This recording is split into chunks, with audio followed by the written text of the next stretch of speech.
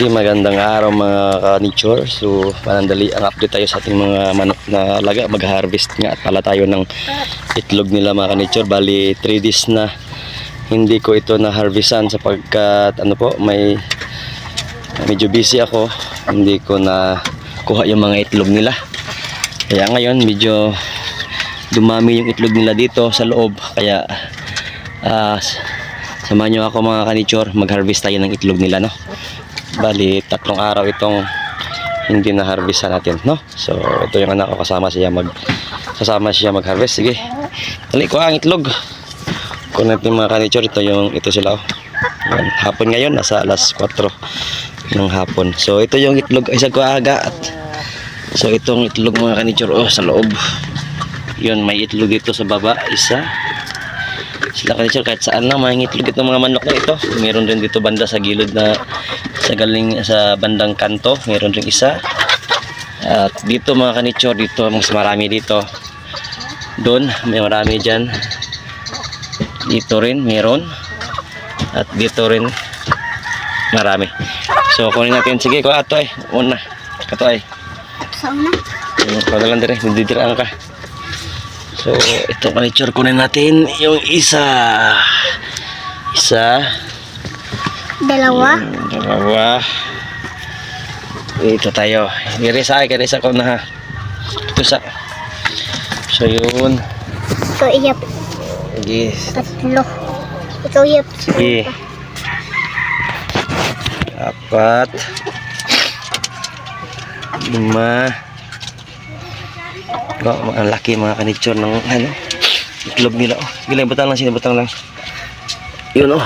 Mga malaki yung mga itlog, mga large. Ikaw pang-isibot dali yung mga large mga ka-nature yung ano nila, itlog. So ito rin meron rin dito mga ka-nature, napakaganda ng klase ng mga itlog na ito. Kaya talagang hindi tayo lugi sa mga manok na ito mga ka-nature. Yun. So may pang-ulam na tayo at may pang-incubate na rin tayo mga ka-nature. Ang ginawa ko dito sa mga itlog ay ano lang, pang-ulam namin, at yung iba in-incubate ko, yung iba yung ganun lang, pag may matira yun incubate ko, yun, di ba? So dito mga ka-nature, dami rin dito. So 3 araw ito mga ka-nature, hindi ko na lang ito bibilangin. Tulo pa. Oo, yun. So ito yung update, no?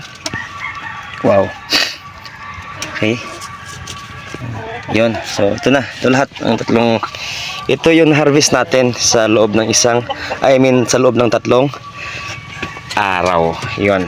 Ganito karami ang itlog ng mga manok na aking alagaan mga ka-nature. Diba? So ganyan sila mag-produce ng itlog ang mga manok na ito mga ka-nature. Napaka ganda, no? So yun, ito na harvest natin. Sa mga nagtatanong nga mga ka-nature, ano daw ginawa ko yung mga na-harvest ko, naipon ko ng mga itlog bago ko in-incubate. Ano daw saan yung sabi na nilagay daw sa chiller. Akin mga ka-nature, wala kasi akong gamit na yan, ganyang gamit na pampalamig yan. Ginawa ko na lang ito, nilagay ko sa basket. Mas maganda kasi ito mga ka-nature, ano ito, yung hangin niya, pwede lang siya labas-pasok yung hangin, hindi siya ma-expose sa init. Kaya ito ginawa ko at nilagay ko doon sa lugar na malamig talaga. Huwag nyo ilagay mga ka-nature sa bandang medyo mainit-init na lugar. Doon nyo ilagay pag wala kayong chiller, doon nyo ilagay sa lugar na malamig mga ka-nature para hindi masira yung mga itlog na ating iniipon bago natin ini-incubate. Diba? So yun lang mga ka-nature ang tip ko. Kaya sa akin, yun ang ginawa ko. Wala kasi akong chiller.